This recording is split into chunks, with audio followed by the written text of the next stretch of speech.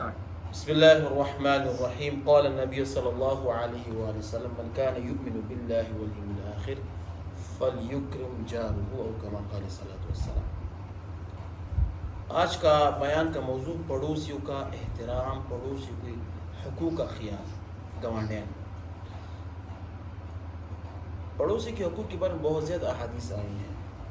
اللہ کے رسول صلی اللہ علیہ وسلم فرماتے کہ جو اللہ پر اور آخرت کے دن پر ایمان رکھتا ہو چاہے کو اپنے پڑوسی کا احترام کرے، فَلْيُكْرِمْ جَارُهُ، امر کا صیغہ کی چاہیے ہو کہ اپنے پڑوسی کا کیا کرے، احترام کرے۔ حدیث میں یہ بھی آئی ہے کہ جب بھی آپ کھانا پکاتے ہو نا تو ایک 2 پلیٹ پانی زیادہ ڈالو تاکہ شوربہ زیادہ بنے۔ کیوں؟ کہ پڑوسیوں کو پر آپ دے سکو، پڑوسی میں کوئی آئے اور وہ آپ سے مانگے آپ دے سکو، اس نیت سے۔ تو یہ بھی صاحب کا کام ہے۔ اللہ کے رسول صلی اللہ علیہ وسلم فرماتے ہیں واللہ وہ شخص مومن نہیں ہو سکتا، واللہ وہ شخص 3 مرتبہ فرمایا، قسم فرمایا کہ واللہ وہ شخص مومن نہیں ہو سکتا، واللہ وہ شخص مومن نہیں ہو سکتا، واللہ وہ شخص مومن نہیں ہو سکتا۔ عرض کہ کون ہے یا اللہ کے رسول؟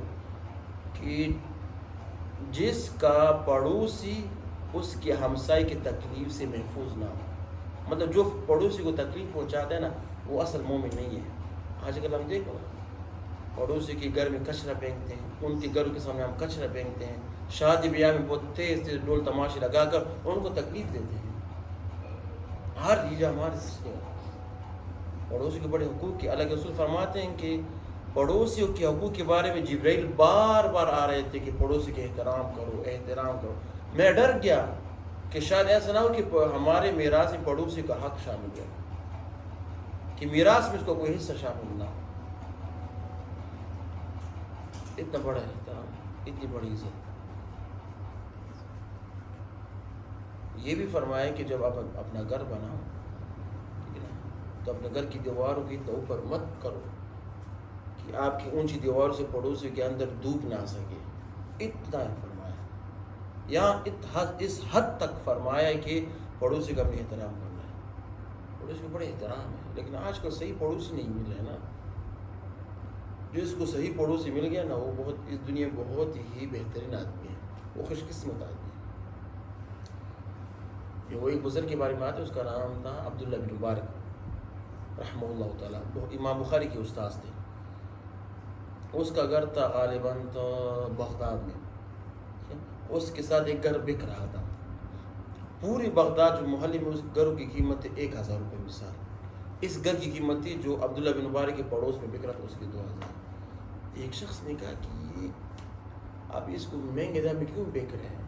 پوری محلے میں 1000 روپے قیمت ہے، آپ اس کو 2000۔ وہ کہتے ہیں کہ اس کا پڑوسی دیکھو کون ہے، اس کا پڑوسی عبداللہ بن مبارک ہے جو کہ اس دنیا کا سب سے بڑی ولی ہے۔ جس کو صحیح پڑوسی مل جائے نا، دیندار پڑوسی، قابل احترام پڑوسی، وہ دنیا میں خوش قسمت ہے۔ صحیح نا؟ تو پڑوسی کو اپنی تکلیف نہیں دینی، ٹھیک ہے۔ حتیٰ کہ یہ بھی فرمایا کہ اگر آپ کے پڑوسی میں غریب لوگ ہیں اور آپ مالدار ہو، آپ گھر میں کوئی چیز لانا چاہتے ہیں، ان کے بچے باہر کھیل رہے ہو، غریب ہے، چھپا کر لاؤ۔ کیوں؟ اگر وہ دیکھ لے تو اس کے دل میں ایسا نہ ہو کہ اس کے لیے کچھ رغبت آ جائے۔ غریب کھا نہیں سکتے اور آپ اس کو دے نہیں سکتے تو چپ کر لے آپ، یہاں تک فرمایا۔ تو احتیاط کرنی چاہیے، ٹھیک ہے۔ پڑوسی کو بہت احترام کرنا، جو بھی ہو شوربہ پکاؤ، جو پکاؤ پڑوسی کو دو، جو پکاؤ تھوڑا سا دو، نہ دے یا اس کا خود ہی کام، آپ اپنی طرف سے نیکی کرو تاکہ آپ کامل اور پکے مومن بن جائیں۔